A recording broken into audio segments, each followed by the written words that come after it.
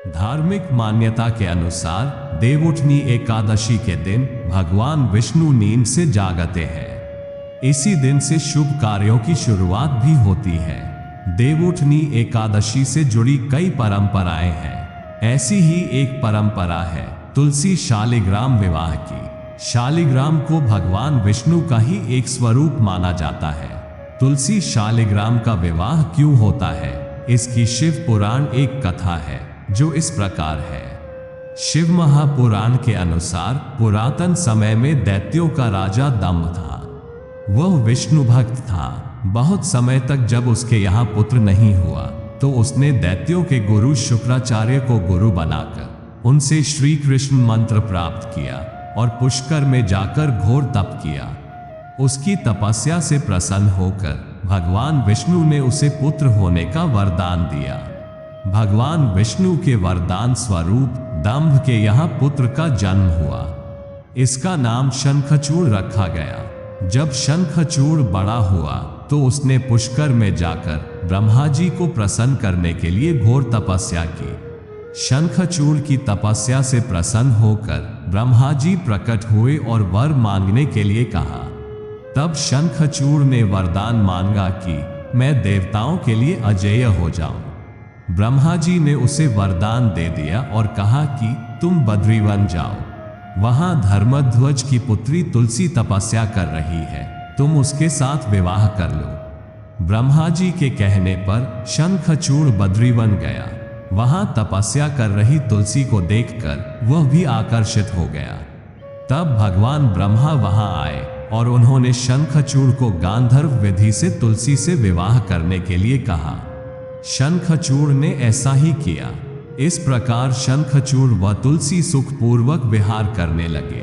शंखचूड़ बहुत वीर था। उसे वरदान था कि देवता भी उसे हरा नहीं पाएंगे। उसने अपने बल से देवताओं, असुरों, दानवों, राक्षसों, गंधर्वों, नागों, किन्नरों, मनुष्यों तथा त्रिलोकी के सभी प्राणियों पर विजय प्राप्त कर ली। उसके राज्य में सभी सुखी थे। वह सदैव भगवान श्री कृष्ण की भक्ति में लीन रहता था। स्वर्ग के हाथ से निकल जाने पर देवता ब्रह्मा जी के पास गए और ब्रह्मा जी उन्हें लेकर भगवान विष्णु के पास गए। देवताओं की बात सुनकर भगवान विष्णु ने बोला कि शंखचूड़ की मृत्यु भगवान शिव के त्रिशूल से निर्धारित है।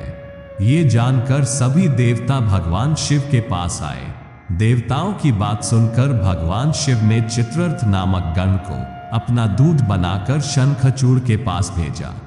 चित्ररथ ने शंखचूड़ को समझाया कि वह देवताओं को उनका राज्य लौटा दे, लेकिन शंखचूड़ ने कहा कि महादेव के साथ युद्ध किए बिना मैं देवताओं को राज्य नहीं लौटाऊंगा। भगवान शिव को जब ये बात पता चली तो वे युद्ध के लिए अपनी सेना लेकर निकल पड़े। शंखचूड़ भी युद्ध के लिए तैयार होकर रणभूमि में आ गया। देखते ही देखते देवता व दानवों में घमासान युद्ध होने लगा। वरदान के कारण शंखचूड़ को देवता हरा नहीं पा रहे थे। शंखचूड़ और देवताओं का युद्ध सैकड़ों सालों तक चलता रहा। अंत में भगवान शिव ने शंखचूड़ का वध करने के लिए जैसे ही अपना त्रिशूल उठाया, तभी आकाशवाणी हुई कि जब तक शंखचूड़ के हाथ में श्रीहरि का कवच है और इसकी पत्नी का सतीत्व अखंडित है, तब तक इसका वध संभव नहीं होगा। आकाशवाणी सुनकर भगवान विष्णु वृद्ध ब्राह्मण का रूप धारण कर शंखचूड़ के पास गए और उससे श्रीहरि कवच दान में मांग लिया।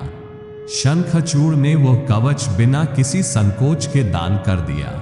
इसके बाद भगवान विष्णु शंखचूड़ का रूप बनाकर तुलसी के पास गए। वहां जाकर शंखचूड़ रूपी भगवान विष्णु ने तुलसी के महल के द्वार पर जाकर अपनी विजय होने की सूचना दी। ये सुनकर तुलसी बहुत प्रसन्न हुई और पति रूप में आए भगवान का पूजन किया व रमण किया। तुलसी का सतीत्व भंग होते ही भगवान शिव ने युद्ध में अपने त्रिशूल से शंखचूड़ का वध कर दिया। कुछ समय बाद तुलसी को ज्ञात हुआ कि यह मेरे स्वामी नहीं है। तब भगवान अपने मूल स्वरूप में आ गए। अपने साथ छल हुआ जानकर शंखचूड़ की पत्नी रोने लगी। उसने कहा, आज आपने छलपूर्वक मेरा धर्म नष्ट किया है और मेरे स्वामी को मार डाला।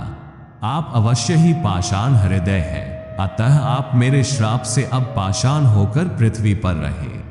तब भगवान विष्णु ने कहा, देवी, तुम मेरे लिए भारतवर्ष में रहकर बहुत दिनों तक तपस्या कर चुकी हो। अब तुम इस शरीर का त्याग करके दिव्य देह धारण कर मेरे साथ आनंद से रहो। तुम्हारा ये शरीर नदी रूप में बदलकर गंडकी नामक नदी के रूप में प्रसिद्ध होगा। तुम पुष्पों में श्रेष्ठ तुलसी का वृक्ष बन जाओगी और सदा मेरे साथ रहोगी। तुम्हारे श्राप को सत्य करने के लिए मैं पाषाण शालिग्राम बनकर रहूंगा। गंडकी नदी नेपाल स्थित के तट पर मेरा वास होगा। नदी में रहने वाले करोड़ों कीड़े अपने तीखे दांतों से काट काट कर उस पाषाण में मेरे चक्र का चिन्ह बनाएंगे। धर्मालु जन तुलसी के पौधे व शालिग्राम शिला का विवाह कर पुण्य अर्जन करेंगे। परंपरा अनुसार देव प्रबोधिनी एकादशी के दिन भगवान शालिग्राम व तुलसी का विवाह संपन्न कर मांगलिक कार्यों का प्रारंभ किया जाता है। मान्यता है कि तुलसी शालिग्राम विवाह करवाने से मनुष्य को अतुल्य पुण्य की प्राप्ति होती है। आशा करता हूं कि आपको यह वीडियो पसंद आई होगी। अगर वीडियो पसंद आई हो तो वीडियो को लाइक और शेयर करें और ऐसी ही धार्मिक कथा, कहानी और वास्तु उपायों से जुड़ी वीडियो देखने के लिए हमारी चैनल को जरूर सब्सक्राइब करें। धन्यवाद।